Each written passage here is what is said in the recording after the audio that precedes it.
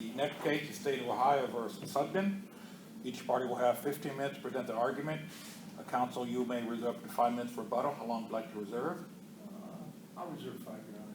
All right, very good. Thank you. Hey, You're welcome. Sure, okay. No problem, Sheldon. The arguments are being recorded. When you present your argument, make sure you state your name. Stay at the podium there because it's being visually recorded, so we lose you if you move back and forth. And make sure you speak in a regular voice so we can hear you and you can record that. You should not use the name of any child, minors, and victims. Don't really know you have this in this particular case, but if you would, please don't use the names of those folks. Use initials or some other designation. We have read your brief and are ready to proceed whenever you are. Thank you, Your Honor. Good morning. May it please the court. My name is David Sheldon. I represent the appellant, Susan Sugden, in this particular case. Good morning, Judge Stevenson, Judge Sutton, Judge Lanzinger. I know you've read the briefs, so I will try and cut to the chase in these assignments of error. I would like to first address the first assignment of error, which deals with the traffic stop in this particular case. As the court is aware, in this case, Justin Harvey, the Montville Township police officer, saw my client pull out of a parking lot on State Route 18, head west past I-71. He followed her. She was in the center lane at first, and then she eventually made it into the left lane of the 3 lanes. I believe it was 3 lanes there going east at that point, and eventually ended up in a turning lane to turn south on the River Styx. But before that occurred, he said he observed a marked lanes violation 451133, where, and this, it's significant in this particular marked lanes violation. It's not captured on his dash cam. But he said he was in the center lane. He saw her vehicles, things outside driver's mirror, cross over the divider line between the 2 lanes, between the center lane and left lane, and cross over into the left lane. And he said that was a marked lanes violation. He did not say her left side tires traveled across and into the left lane. He said her outside mirror did. And then after he followed her, in his dash cam recording, actually shows him in the left lane when you watch it versus the center lane, which is where he said he initially observed the traffic violation. But at any rate, he then gets behind her in the left lane. She pulls up to the intersection of River Styx. And at that point, the left turn lane turns on to River Styx South, and there's 2 southbound lanes on River Styx. There's a center northbound lane, and then there's a right continuous turn lane on River Styx. And she signaled appropriately 100 feet before the intersection, and when she turned into the outermost lane of the 2 lanes heading south. And Officer Harvey said, well, that is a violation of High-Rise Code 451136. When you make a left turn and there's more than 1 lane going in the same direction, you have to turn into the lane, innermost lane closest to the center divider lane between the opposite lanes. And she didn't. She turned into the right outermost lane. Now, I know this court had, and I think it was Judge Hensel that wrote the opinion. I believe it was State versus Graham. It's cited in my brief. I believe it was cited by the state. And in that case, Judge Hensel, writing for the majority, stated, when you make that turn into the, where there's 2 or more lanes, when you make that left turn, you got to turn into the innermost lane.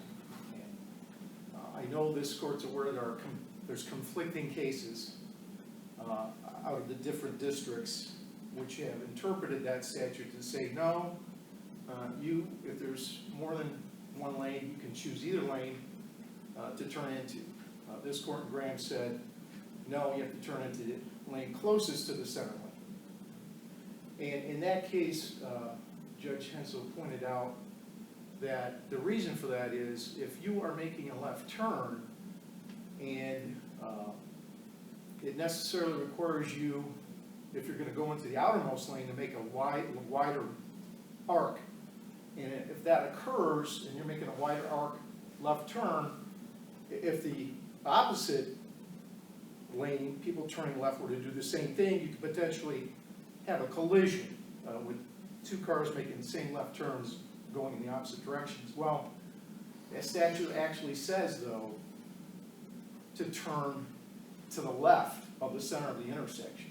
As long as you turn to the left of the center of the intersection, cars are never gonna hit each other, making a left turn, even if they're coming opposite directions and they're making left turns. So, I appreciate Judge Hensel's analysis and this court's analysis of that, but again, I'm asking this court to reverse itself on that decision in Graham. Well, and I do not understand from the briefs this point, you're telling me that of those two lanes on River Styx, the right lane where your client turned into was a continuous right turn lane, so a short while after that, they had to turn right into the parking lot there, or was that both those continued south without any restrictions on, you could go right or left on, or straight or right on those areas? Well, Your Honor, that's a good point, and it's interesting too, the car ahead of hers made the same left turn and turned into the right lane, just like she did.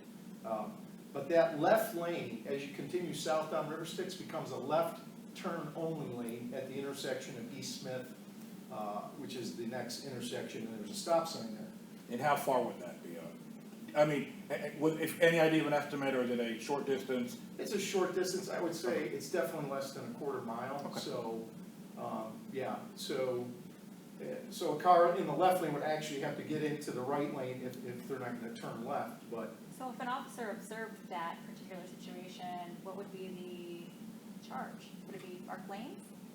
If If you turn into the left lane, if you turn into a lane that's not the leftmost lane while turning left, what was the reasoning, what would be the citation there? which was issued in this case, Well, there's a marked lanes because it's supposedly, right, the mirror crossed. that was the first one, You're not right. So what would be the criminal activity or traffic citation if you didn't stay in the leftmost lane?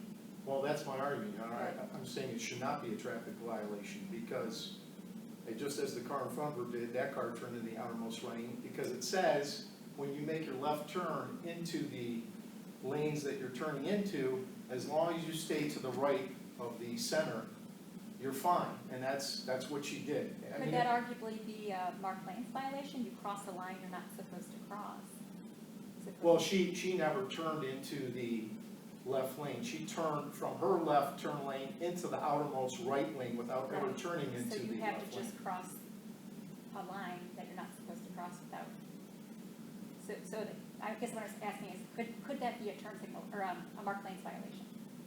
I don't think so, Your Honor. She would have to actually turn into the left lane closest to the center and then move over into the right lane. Or a turn signal violation, that could be, if you turn to the wrong lane and you don't do a turn signal to the next lane, that would also be a violation. If you didn't turn on your turn signal? Correct. But she had, in the video, it shows that she activated her left turn signal when she made the left turn onto River Styx. So, and that's what I'm asking this court, to reconsider its decision in Graham. In the other appellate districts, and there's several, I think I cited one or two cases that differed with the ninth on this interpretation of 451136 and making a left turn. But I... And you would agree, from the video, it does show your client's left hand, after she makes a turn, it does show your client's left hand tire hitting the divided marker on the middle of those two lanes, and you would say, based upon Turner, we should not find that to be a violation, basically. Is that fair? That's correct, Judge. And they cite, and I know this is another appellate decision from this court, they cite State versus Kuhn, I think it is, Kuhn, in their brief saying, no, State versus Kuhn stands for the proposition that if you turn, or if the tires travel onto the divider line, but it's not a divider line in State versus Kuhn, it's actually a double yellow divider line. And in that case, I believe the court interpreted the testimony, I think it was a state trooper, that actually the tires in that case went over and across the center of the two yellow divider lines and crossed over into the area in between the dividers lines, and therefore was a marked lanes violations. We're not talking about 1 minute left in the initial time, counsel, by the way. 1 minute left in the initial time. Thank you, Your Honor. So I think that's a distinction between Kuhn, which is cited by the state in their brief, and the cases that I've cited And the other cases from the other appellate districts, talking about driving on a divider line but not crossing it is not a marked lanes violation. So I would argue in this case, there was not reasonable articulable suspicion, and after she made her turn onto the river sticks to the right lane, in the right lane, she did activate a right turn signal and turn into the Goodwill parking lot, and that's when Officer Harvey lit her up and followed her into the parking lot. And just briefly on assignment of error number 2, I focused my argument on the non-standardized field sobriety test as creating reasonable suspicion. That is the focus of my argument, Your Honor. I also distinguished the case cited by the Ninth there, Schmidt, that was following Washington. And I believe Washington dealt with non-standardized field sobriety tests, and that's what we're talking about here. They don't have the validity of the standardized field sobriety tests, one-legged stand, HGN, and walk-in turn tests. So for those reasons, I'm arguing that there was insufficient reasonable articulable suspicion to continue the detention. Thank you, and I'd ask this court to reverse based on those arguments as well as the probable cause argument in assignment error number 3. Thank you.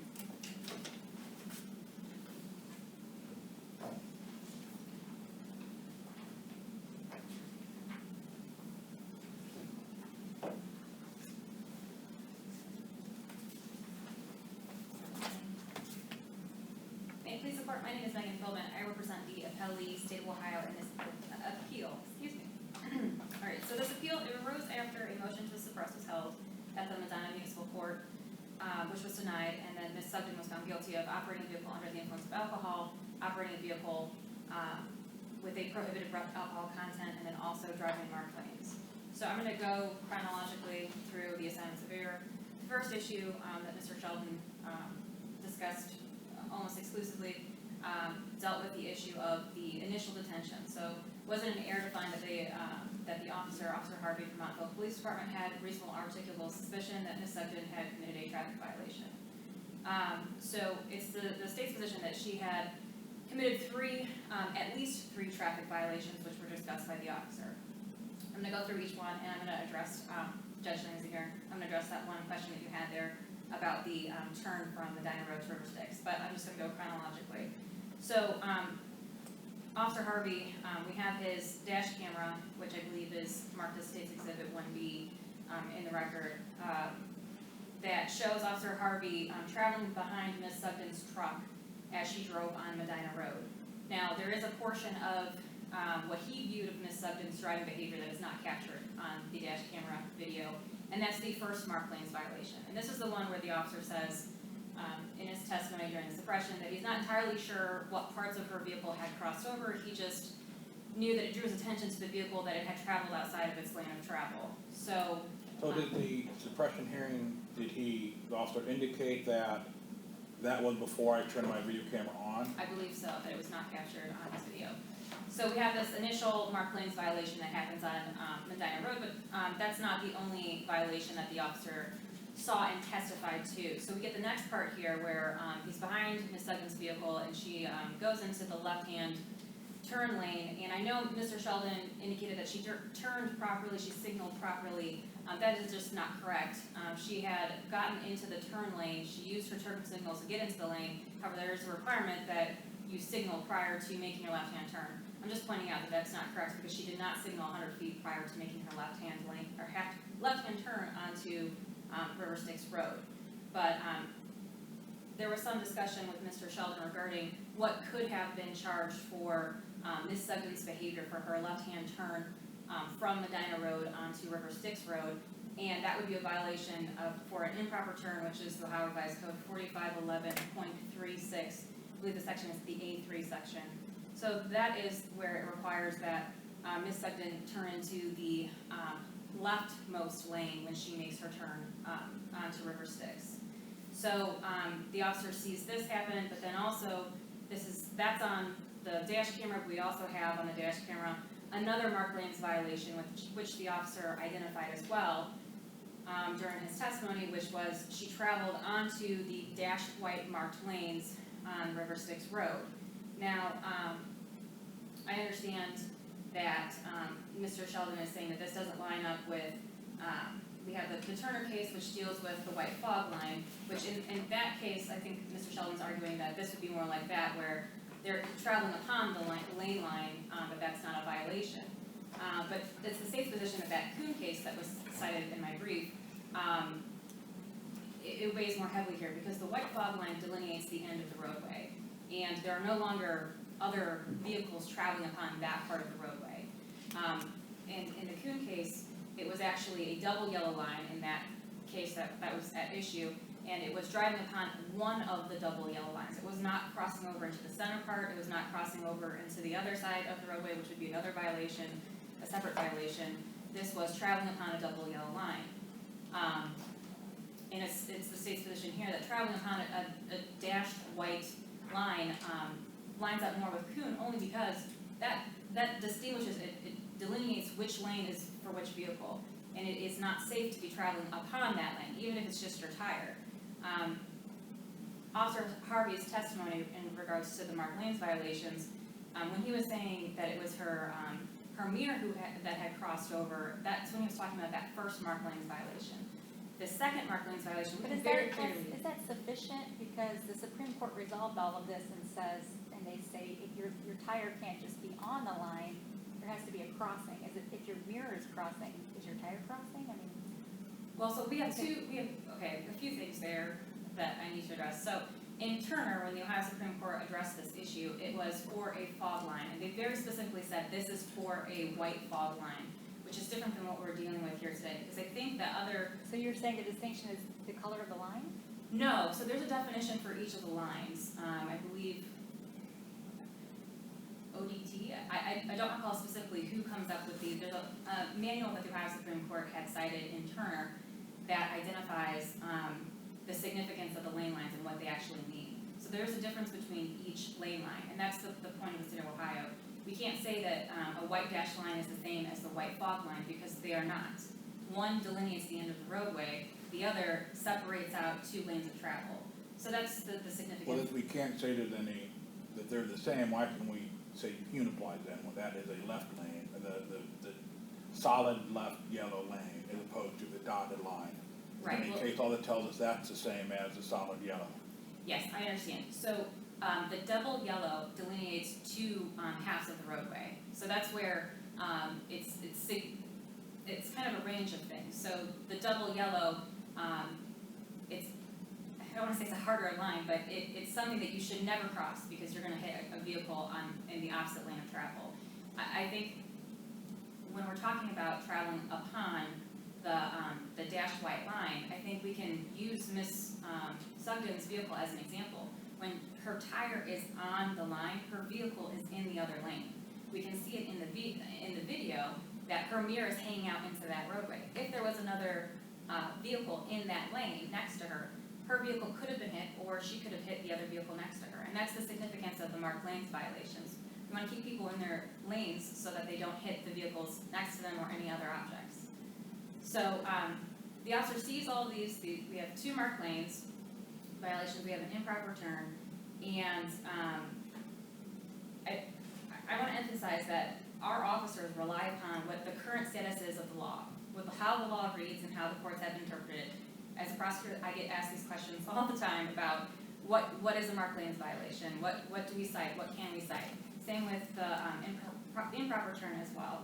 So it's the state's position that Officer Harvey relied upon what the law is currently in the state of Ohio with both the improper turn and the marked lanes violation.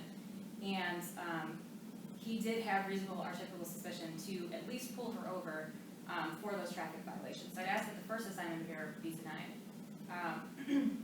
Going into the second assignment of error, so this was the issue of whether or not, if it was a error of the trial court to find that Officer Harvey had reasonable articulable suspicion to continue his attention of Ms. Sugden to perform those standardized field sobriety tests.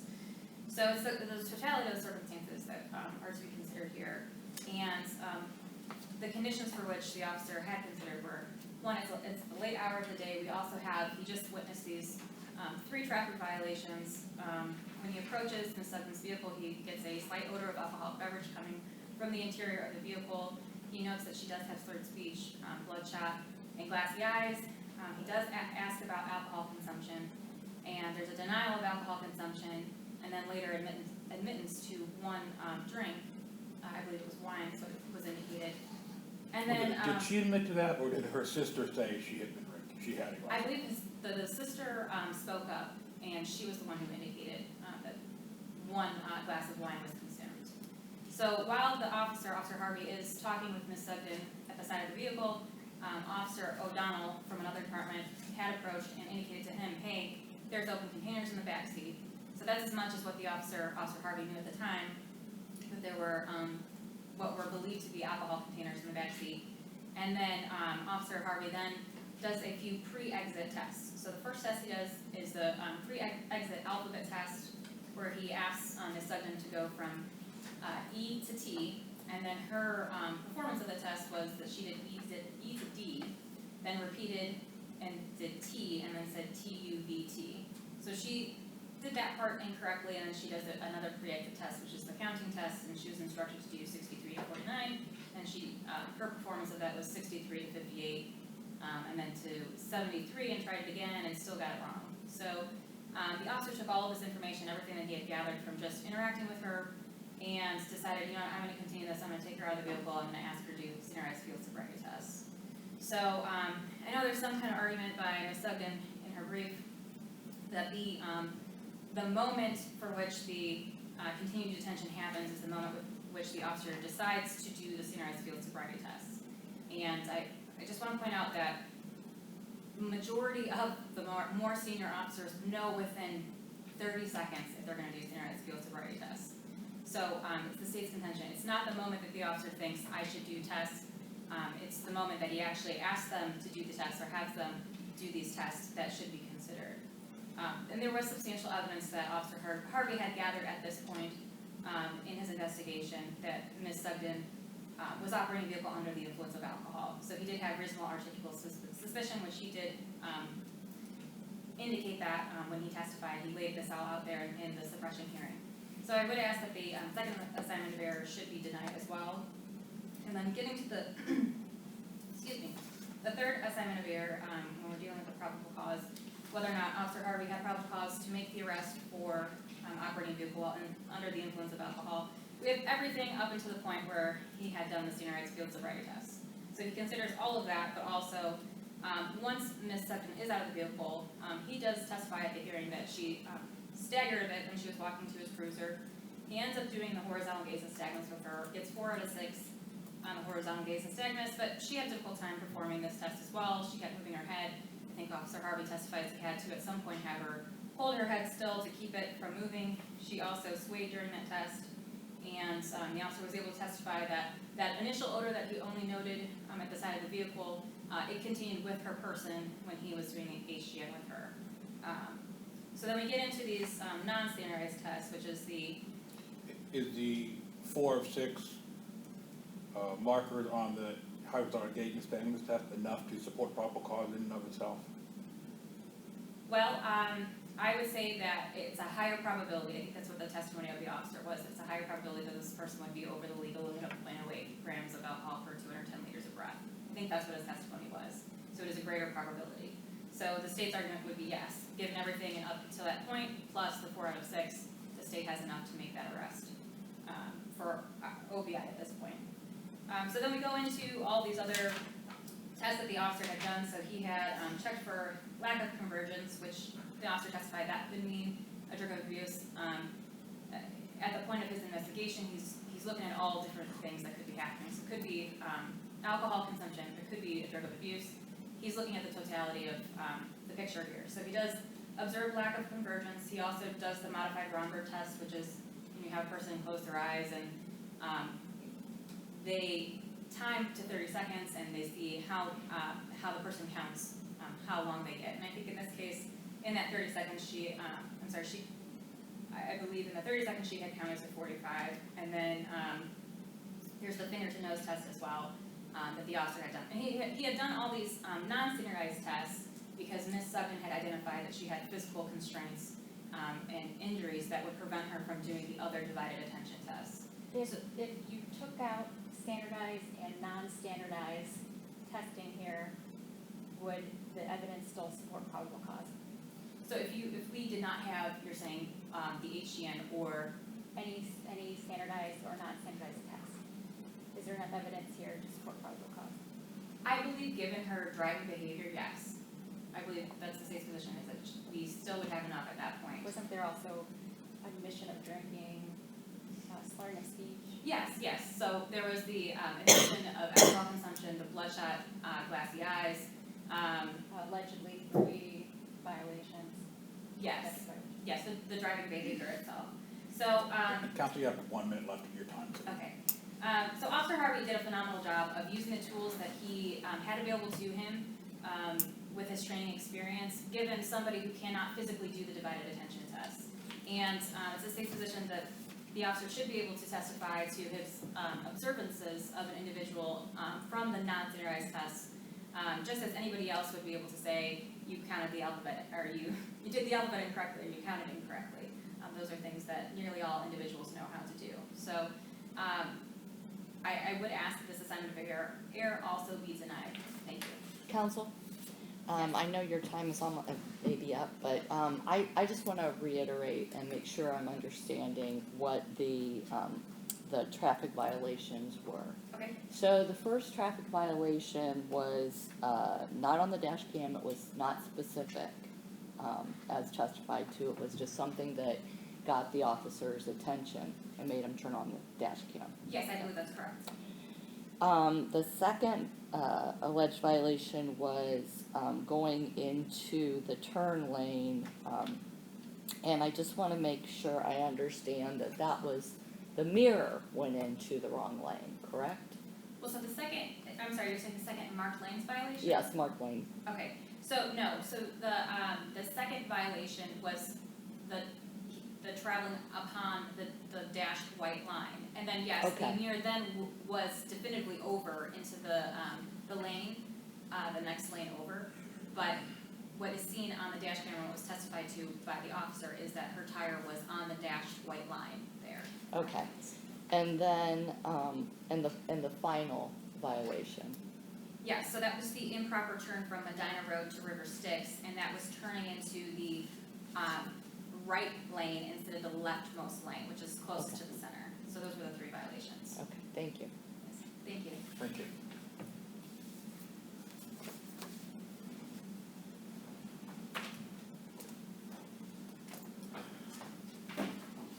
We please the court, briefly, Judge Lanzinger, I think brought up a great point here. And are we talking about the tires crossing over into the next lane? Or are we talking about vehicle parts? Let's carry this to an extreme. A pickup truck is driving down the street, it's got a right American flag on its right rear bed attached with the flag blown. It has a right rebel flag on the left rear corner, and it's driving down the center of the lane, and the flag blows into the next lane. Since it's attached to the vehicle, do we have a marked lanes violation? I guess how far are we gonna go to an extreme with this analysis of the parts of the vehicle going into another lane? Well, does the officer need to know that an actual violation occurred, or must they just reasonably have, or reasonable articulable suspicion that one may have occurred? Well, that is exactly what we're talking about. It is, if the case law says driving with your tires on the divider line or the white fog line is not a marked lanes violation, then it's not reasonable suspicion to pull over the vehicle. Now, he's talking about a mirror extending. If you're driving a sedan, your mirror's always gonna be, if your right tires are completely covering the divider line, your right mirror is naturally gonna be going into the next lane. Are we gonna pull over every car who drives onto that, the tires are solidly covering the divider line, and its mirrors in the next lane, therefore we gotta pull over the car, that's reasonable articulable suspicion? I think we can get to some real extremes here. Would you agree, though, the officer can pull over a vehicle for seeing one violation? Yes. So if the improper turn as defined is on video, then does it matter if the marked lanes violations are sufficient? If this court determines, and it's gonna follow its previous decision in Graham, then yes, the officer correctly pulled over the vehicle for making a wrong left turn not into the innermost or closest lane to the center lane. Then yes, that this court, if it decides this, and I'm asking this court not to decide that way and overturn its previous decision in Graham, that the 451136 allows the driver to go into any lane to the right of the center line. So, but if the court's saying, no, Mr. Sheldon, we're not gonna follow your argument, your logic, and we're gonna continue to follow Graham, even though there's a conflict with the other appellate districts, then I'm gonna lose on this argument. Yes, Your Honor. I agree with the court on that. The page 14 of the transcript, just so we're clear on the testimony, was page 14 when he was following what he saw. At what parts of the vehicle crossed the line there? Answer, I don't remember the exact parts of it, but the mirror, it was a pickup truck, and I do know that the mirror itself, which was extended from the vehicle a significant distance, had definitely crossed over that line, close quote. So that's what we're talking about in On terms the, of on the first fir- one. alleged first violation on Route 18. Yes. The second one, if we go in chronology, and she pointed out, well, she didn't activate her turn signal 100 feet before the intersection.